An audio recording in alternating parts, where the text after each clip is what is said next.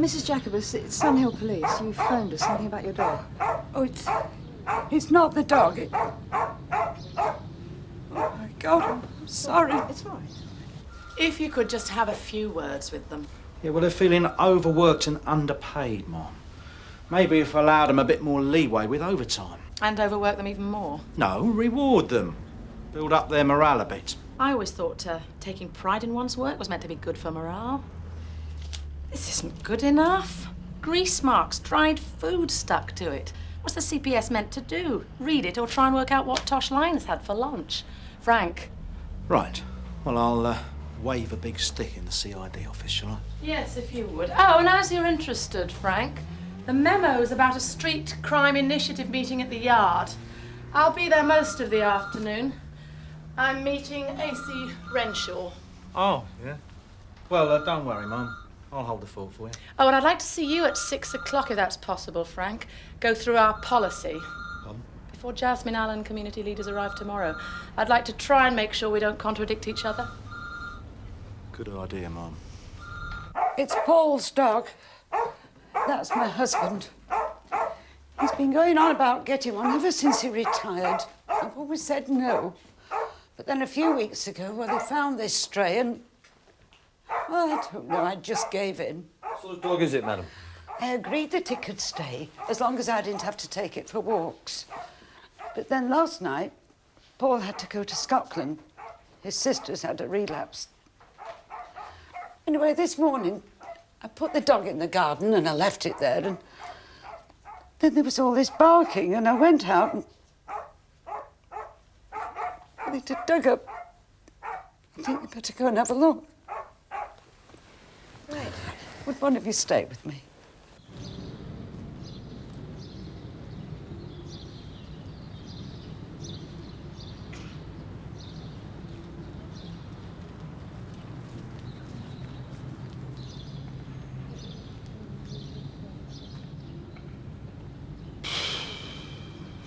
June.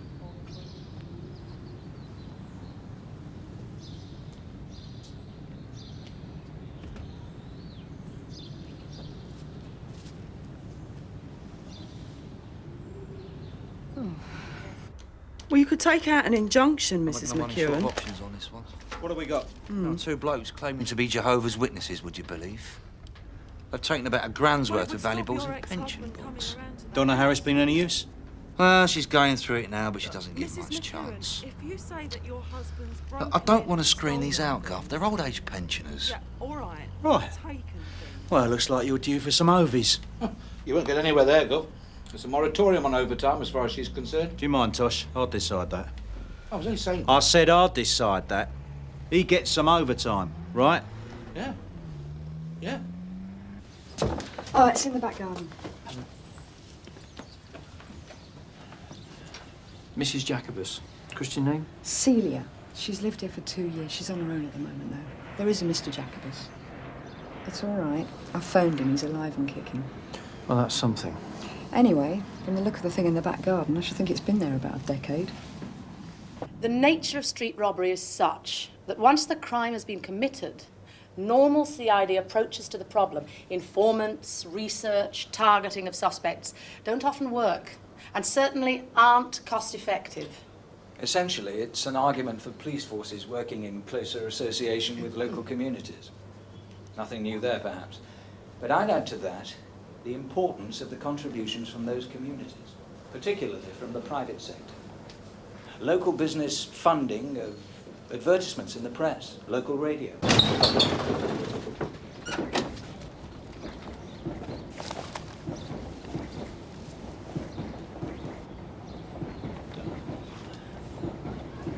Well, it's definitely a man. Mid-40s, I'd say. Probably been there 6 years. Probably. Oh, it's difficult to be more accurate at this stage. The ground's quite waterlogged. There's quite a lot of clay in there, so it could be he's been there less time than that. Any idea on it? No, not even loose change. Oi! What the... Don't go near the body. Garfield, what are you playing at? Well, the doctor and the photographer were finished, sir, so I thought it was best Amip to are on the way. They'll want to have a look. Yes, sir. Don't know who called you. Be hours yet. forensic ascertained the cause of death? Not yet, but half the back of his skull's been caved in. I'll tell you, that might have something to do with it. You should take up the medical profession. Do you want any help with the house-to-house? It's a long shot. That's all we've got, until dental records give us an ID. I don't reckon you get a result before AMIP get here. Yeah, well, as soon as they do, I'm off. I need a 6-year-old corpse like a hole in the head. Joke. Thanks, love. Ta. Who did you buy the place from? Oh, I don't remember. My husband dealt with all that, but there are papers with the solicitor, I think. Stokes, Roach. He was a sort of student house before. Can you remember the name of the estate agents who you bought the house from? Williams. Williams. Afternoon. Oh, good afternoon, sir. I heard you'd gone to AMIP. Frank, what we got? Jim! There's a lot coming and going in your department these days, isn't there? Up and down between here and the yard. Well, something I should know about? Probably. I've heard the name Renshaw bandied about a lot lately. Yes, so have I. I mean, I know who he is, obviously, but I've never met the man. Well, he's the bloke who put your DCI in here. Is he? Well, that's the story. Apparently, there was a lot of pressure put on Mr. Brownlow to accept that appointment. Well, what's she seeing him for, then? Maybe he's going to stick a knife in your back. Come off it, Sarge. What do I know? But anyone who's got a sponsor like that behind them has got to be on the up and up. I'd think about that if I were you.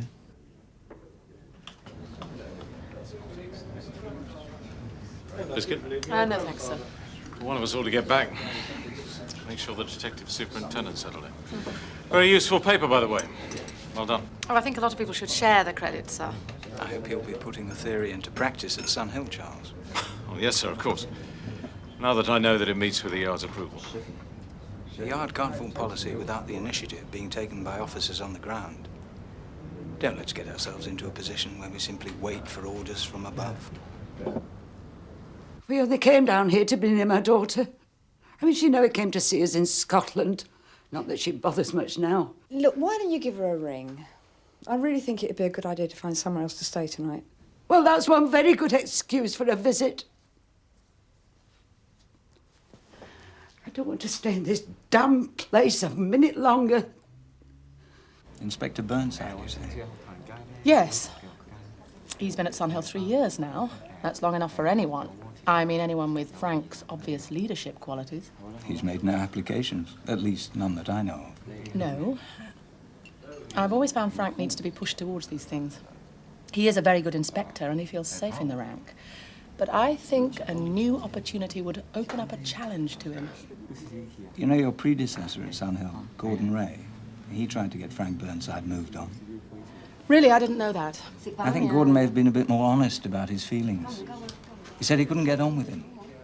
Found him belligerent, obstructive. Turned any disagreement over policy into a personal battle. That's not your experience, though. I admit I've had my differences with him, yes. But you maintain he's a thoroughly capable officer. Yes, of course. No one could deny that. Thank you. No, let me. You remember you complained about him to me yourself a couple of months ago. Let's just get this problem into the right context, Kim. It hasn't been easy for me, but there are genuine reasons for my suggesting he be promoted. Yes, I'm sure there are. But I've never believed in solving a problem by shunting it somewhere else. If this is your way of telling me you can't cope with Frank Burnside, then it's something I'd really rather not be hearing. At least, not in any official capacity. Unofficially. Well? I'd be grateful for your advice then, sir. Don't let him exclude you, if that's what you think he's doing. He's your DI. Use him, sort him out. It'll do you more good than trying to remove him. You're too senior and considered too promising to get into personality battles, Kim. Especially in public. Well, I'm going. I've got better things to do than watch people digging up someone's garden. And Brooks might be right about what's down there. Nah. 9 times out of 10, it's a domestic that got out of hand. He's just showing willing. After what happened to Meadows, lack of supervision and all that, he ain't taking any chances. Sir? Sir, I think I found something.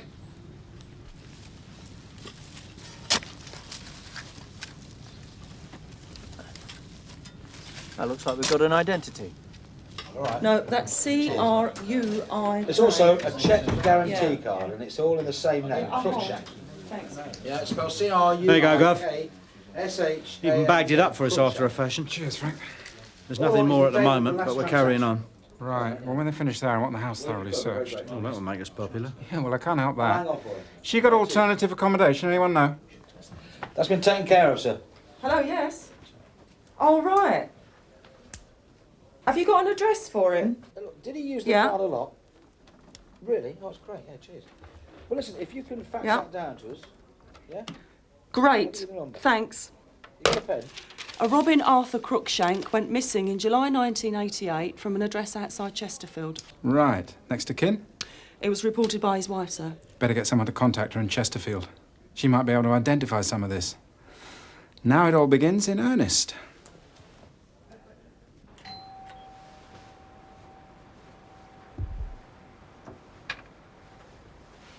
Mrs. Marker, Yes? the man in the corner shop gave me your name, says you've been here longer than anyone. Yes? I was wondering if you remembered anyone who used to live at 66 Beasley Road, about 5 years back? The students? Yes, I do. Very nice people. I don't remember all. I remember some. Very nice. Sir, CRO know of a Crookshank from Chesterfield using a false licence while banned from driving in the 70s. Great. Yeah, but hang on a minute. His occupation says managing director. So I tried the fraud squad to see if they had anything, and they have. Robin Crookshank ran a travel agency that went bust in 1987. Lots of outstanding credit owing, apparently. No charges were brought against him, but they took a close look. Get them to send us everything they got, will you? On its way, sir. Good girl. So, a creditor after some lost dosh. Could be. I want you to look after this fraud squad stuff when it gets in. Yes, go. So, we got an ID, possible motive. All we need now is a murder weapon, and we collected the set. Sierra Oscar from 330 receiving. Receiving. I've got the name of a man who used to live at 66 Beasley Road in 1988, Sarge. The name is Jeremy Atwood. Address supplied, but he works at the local library, and he's there now. Mrs. Crookshank's on her way down to London now, sir. About 4 hours. Right, Frank. Be on hand to deal with her, will you, Viv? Yes, sir. All right, it won't be too pleasant. Look, I tell you what, go and see this Atwood bloke. Get yourself a bit of fresh air before the widow gets here. I'll have to know, mate. Detective Constable Lyons will go with you. You know Detective Superintendent Brooks. Of course. Good afternoon, sir. Sorry I wasn't here to welcome you aboard, but I'm sure the DI's coped. We've been making some headway. Got a possible ID, anyway. Shall I fill you in, Mark? Yes, please, if you would. Now then, Tosh. Yes, sir. Any more from the credit card companies? Yes, sir. A couple of faxes through. Barclaycard and Access. Used on a regular basis till the beginning of July 1988. Then it all stopped. Around the same time Crookshank went amongst the missing. About 4 days before. Last purchase is on Barclaycard into Flora. Huh. That didn't do him any good, did it? You want to see his statement, sir? He was spending money like water. I hate murders, as it happens. You start off with a victim, then if you get someone for it, you usually end up with one. Give me a robbery any day. Right, well, I'll make a start on it. How'd you get on at the yard? Very productive, Frank, thank you. Good. Oh, by the way, Mum, I gave Jim Carver some overtime tonight. Well, he's on to a couple of artifice burglaries, and he looks like he's got half a chance of nipping it in the bud. Hope you don't mind. I'd have preferred it if you'd squared it with me first. Well, I didn't think you'd mind me making the decision, as I was in loco parentis. You've already told him he could have it. He's on it now. OK. Fine. I'll catch you later, then.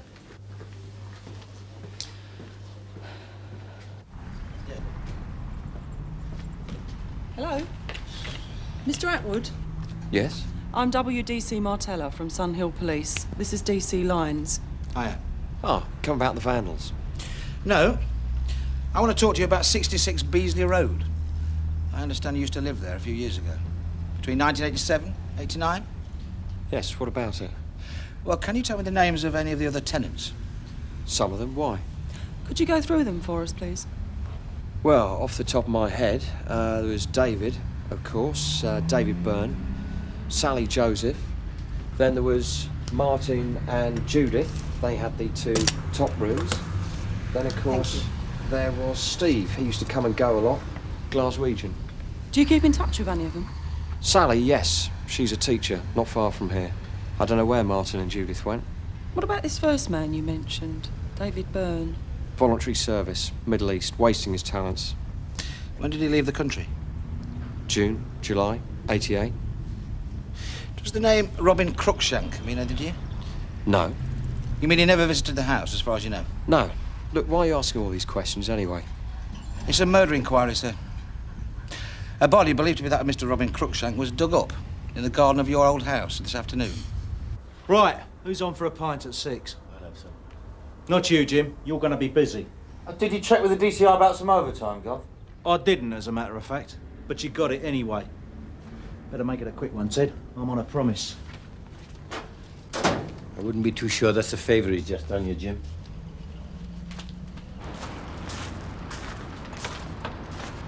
Sally Joseph. Sorry to trouble you. Sunhill Police. Yes? Did you ever know a man called Robin Cruikshank, Miss Joseph?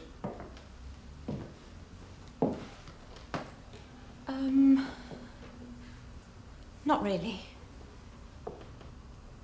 What was it about Beasley Road? Was that a yes or a no, Miss Joseph?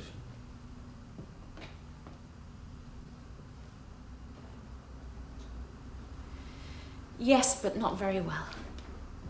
Well, that's a start. Nobody else knew him. What can you tell us about him?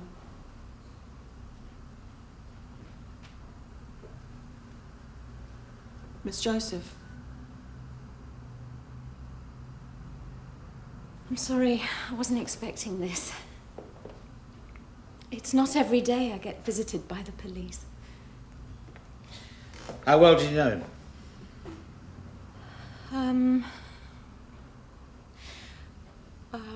Well, not very well.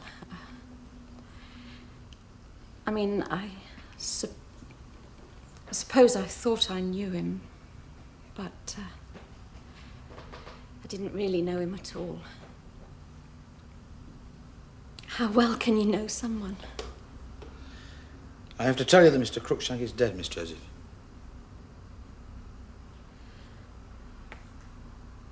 Did you already know that?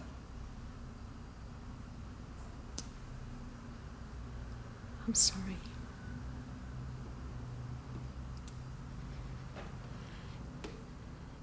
Yes, I did. We were lovers.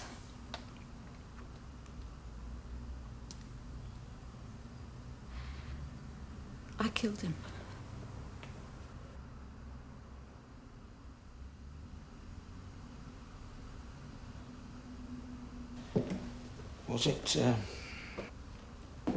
Was it an accident? No. Not what you'd call an accident, anyway. He used to hit me, and I was miserable, and it annoyed him. And one Sunday we were at home because the others had all gone away for the summer. And we fought over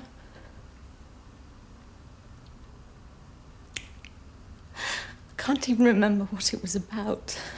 And,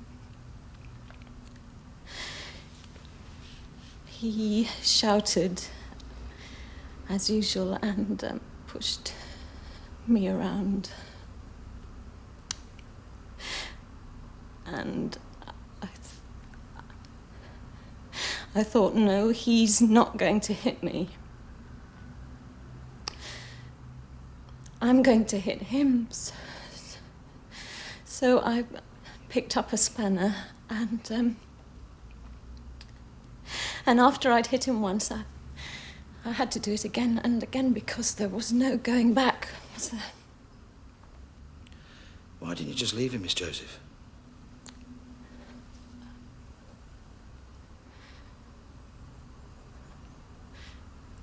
I didn't think you'd ever find me. Not now. That is confirmed, is it? Only they're nearly at the end of the search if you want them to finish it off. No, sir. The detective superintendent's satisfied. He doesn't want the occupier disrupted any further. It'll make her day, Alec. All right, lads, that's it. You can start putting it all back now. Congratulations, sir. Quick work. Disproved half a dozen of my own theories along the way, but we got a result. Do you want to be in at the kill? I'll look in on her later, sir. The governor threw him out, and then the owner of the pub came. He says, "Who's that?" He said, "Don't worry, it's the Murphy twins again." Frank! Yes, ma'am? Have you got a minute? Well, not right now, no. I've got an appointment. I thought we had something booked. The Jasmine Allen meeting tomorrow afternoon. Ah, yeah, well, I thought in view of your inquiries with the detective superintendent that you'd be tied up. So I went ahead and booked something else. But don't worry, I'll be available in the morning.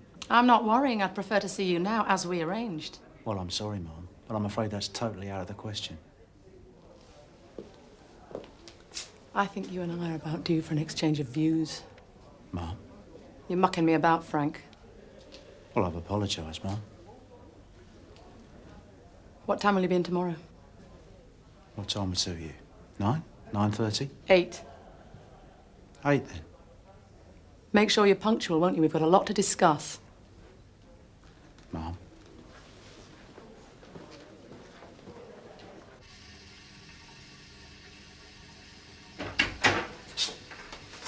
Hello, Mum. Hello, Viv. Good result. Yeah. If I was on the bench, I know who I'd be convicting. Yeah? Yeah. That dog they took in at the house. How is she? Oh, all right, considering. I couldn't really tell her what I thought would happen. Anything from 2 years suspended to life, if they can convince a jury it was premeditated. Any other mitigating circumstances? Sexual abuse? Oh, naturally. Tosh reckoned they'd put her away because she had an education. She ought to have known better. She did kill someone, Viv. Yeah, I sort of know how she felt. Taking a spanner to the back of a man's head? Well, haven't you ever felt like that? You want to know how often? Every day of the working week. But there are more subtle weapons.